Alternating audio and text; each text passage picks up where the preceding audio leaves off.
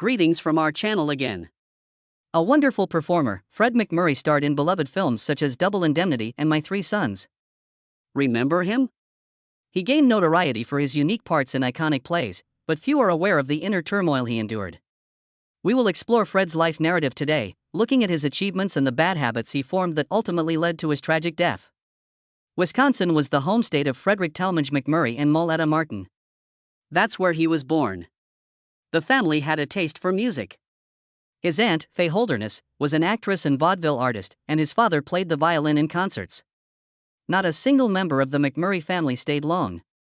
When Frederick was a newborn, they moved to Madison, Wisconsin.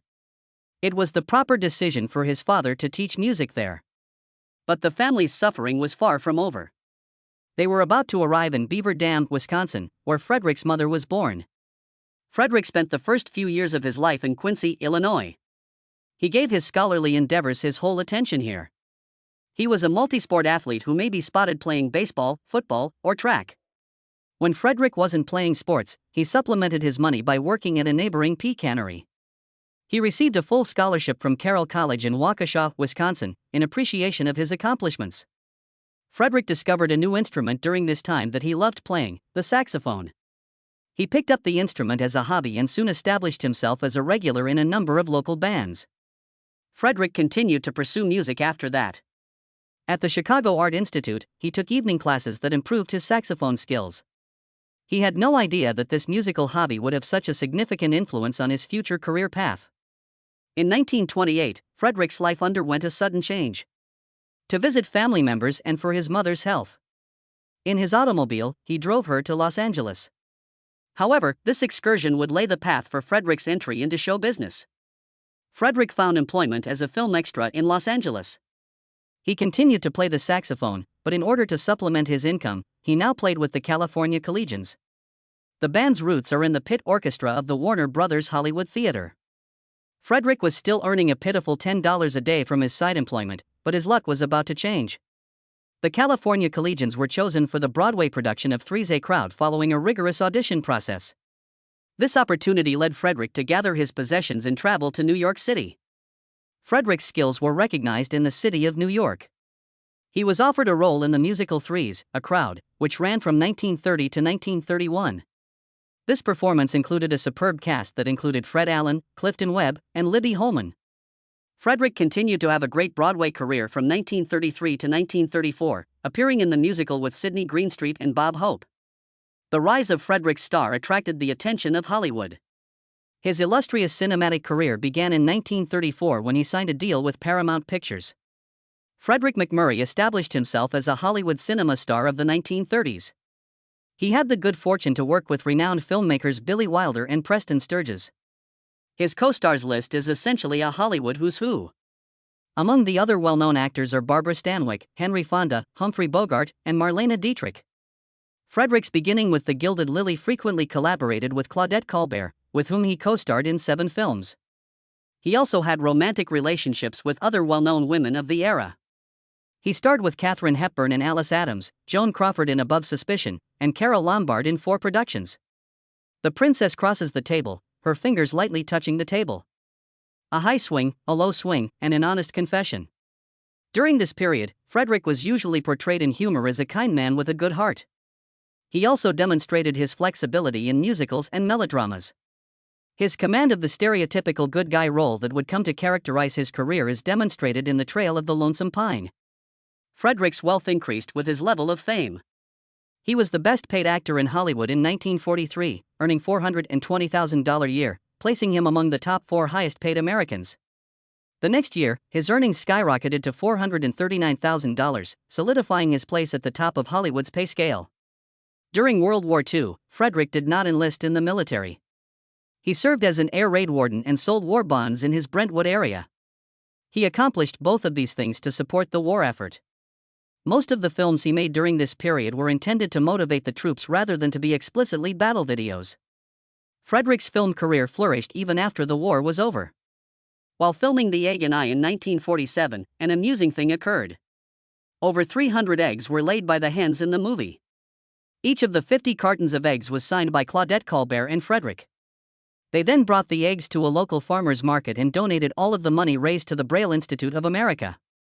Frederick MacMurray liked to portray parts that went against the notion of the friendly protagonist, despite the fact that this was his usual character. He often claimed that the aspects that paid off the best were those that allowed him the greatest freedom to be himself. Frederick gave a performance that will go down in movie history in the noir classic Double Indemnity. In this masterpiece by Billy Wilder, an insurance salesman named Walter Neff schemes with his greedy wife to kill his spouse. The part was played by Frederick. Frederick loved this part because it was so different from his typical performances as nice guys. In 1956, he remarked, "This role showed that I could do real acting." The Caine Mutiny by Edward Demetrius was another notable departure from his typical personas. Frederick was portraying the cunning and cynical Lieutenant Thomas Kiefer in this scene. He collaborated with Billy Wilder once more on The Apartment after a 6-year break, portraying Jeff Sheldrake, a business double-crosser. Frederick was able to display his range in these roles due to his adaptability and skill at portraying complex, morally complex characters. They added depth to his resume and showcased his range as an actor. Frederick MacMurray began investigating television potential in the late 1950s. He triumphantly returned to radio by co-starring in Bright Star alongside Irene Dunne. In this series, Frederick played a small-town news reporter. Frederick was cautious about going too far into television because he had previously achieved success in the film industry. In a 1956 interview with Hedda Hopper, he said that he had received an opportunity to play Perry Mason on television. Despite being approached, he turned down the opportunity since he didn't want to work on television. It takes a lot of work, and the person is most likely just lazy. Despite his initial reluctance, Frederick was able to gain recognition on television. The popular television show His Three Sons aired from 1960 to 1972. After 12 seasons, this program solidified Frederick's place in television history and became a defining feature of his career. Frederick continued to make film appearances notwithstanding his role on My Three Sons. He played Professor Ned Brainerd in the Disney-produced film Flubber's Son and The Forgetful Professor. In these family-oriented films, Frederick's comedic abilities won over a new generation of fans. Frederick's star power allowed him to negotiate favorable terms for his television job. He was to be videotaped initially in 2 separate, month-long filming blocks, according to the terms of his contract with My Three Sons. This shortened schedule allowed Frederick more freedom to manage his Northern California property, play golf, and pursue film projects. I believe we have sufficiently discussed Frederick's career. Now, let's explore his romantic escapades. Like many others, Frederick had a helpful friend who assisted him in reaching his objectives. Frederick MacMurray had 2 marriages during his lifetime. Both relationships were characterized by a sense of love, friendship, and respect for one another. A terrible meeting occurred in the midst of the bustling streets of New York City in 1934. Frederick MacMurray, a youthful and aspirational actor, appeared with the California Collegians in the Broadway production of Roberta. He met Lillian Lamont at this time, and she would go on to become his first wife. A strong and immediate connection was formed between them. The two fell deeply in love with one another in the glittering Broadway scene. Unfortunately, MacMurray was drawn back to Hollywood by the demands of his developing career, forcing him to leave New York and his new love interest behind.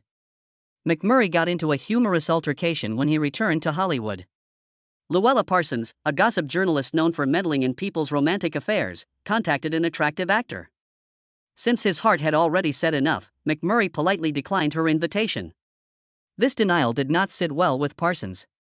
Other versions claim that the offended journalist tried to ruin MacMurray's career in retaliation. There are conflicting reports that MacMurray turned down newspaper magnate William Randolph Hearst's offer of an alternate date for the actor. All wounds, whatever they may be, appear to have healed with time. Despite being physically separated, MacMurray and Lamont's relationship only deepened with time. In 1934, they made an unusual announcement to the press. It was merely a test engagement. Before making a formal commitment, they were allowed to test the waters of compatibility by defying expectations. MacMurray clarified their reasoning, stating that they aimed to ensure that their personalities would complement their chosen careers.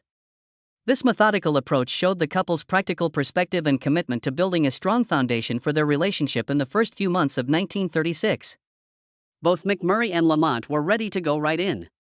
On the evening of June 19, 1936, the two boarded a plane to Las Vegas with MacMurray's mother. Their goal was to secretly tie the knot out of sight of the paparazzi, unexpectedly surprising friends and studio officials. When word spread that the actor was missing, there was a frantic search for them.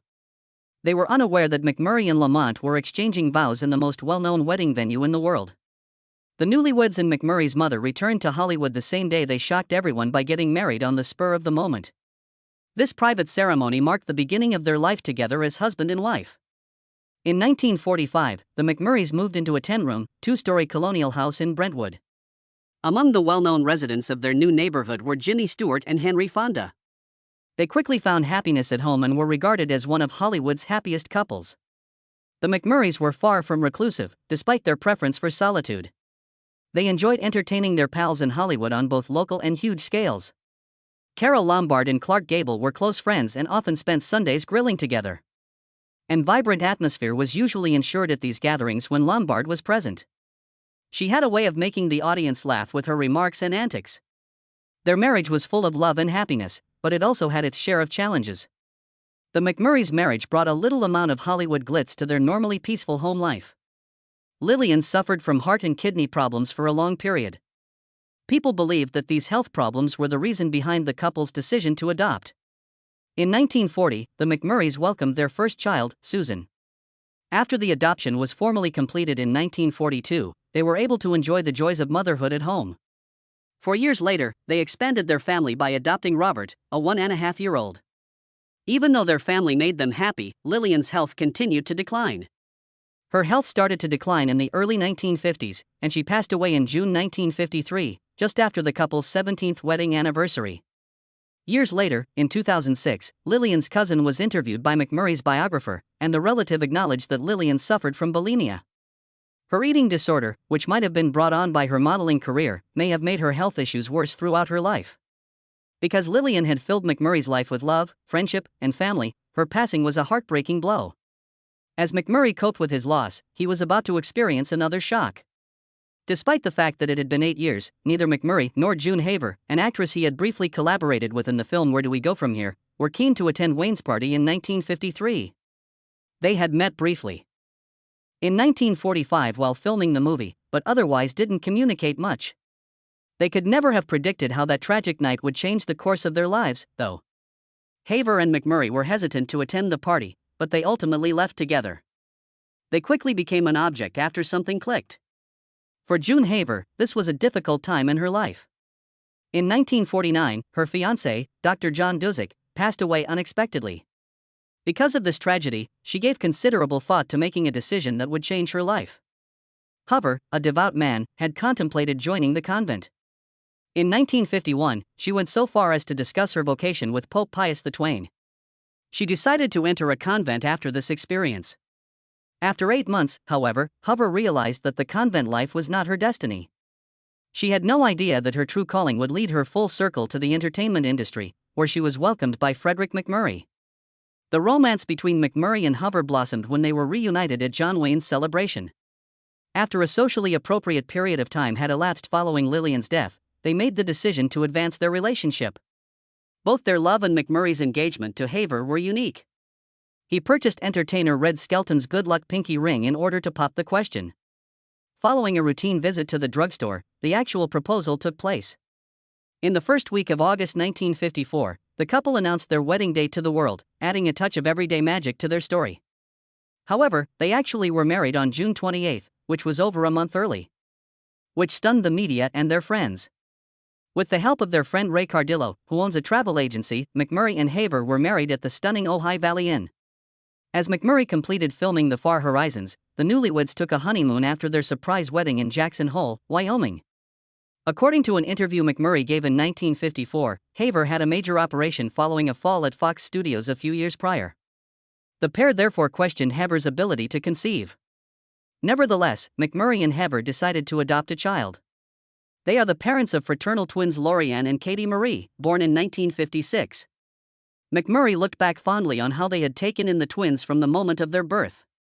Haven made the decision to take a hiatus from her career in Hollywood following her marriage to MacMurray. She played the part that would be her final on-screen appearance in a 1958 episode of the Lucy Desi Comedy Hour. Do you approve of her choice?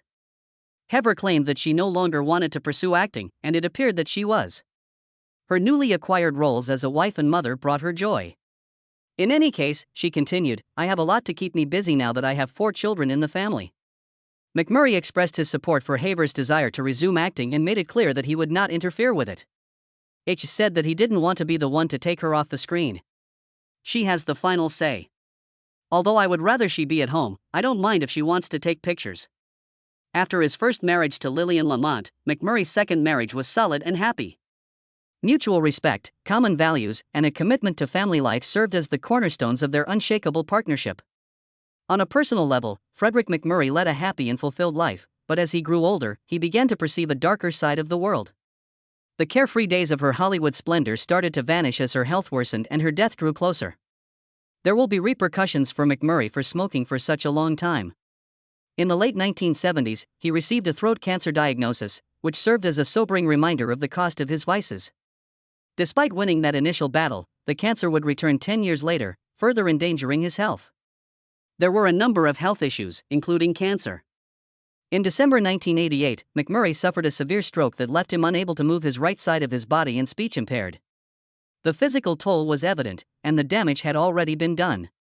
The final blow came from leukemia, a deadly illness MacMurray had fought for over 10 years. He had become so feeble from his numerous ailments that on November 5, 1991, he passed away in Santa Monica, California, from pneumonia. Even though MacMurray had a successful and happy private life, time and the consequences of his own choices eventually overtook him. The life of a beloved Hollywood star was cut short by the pernicious evil that had crept into his surroundings.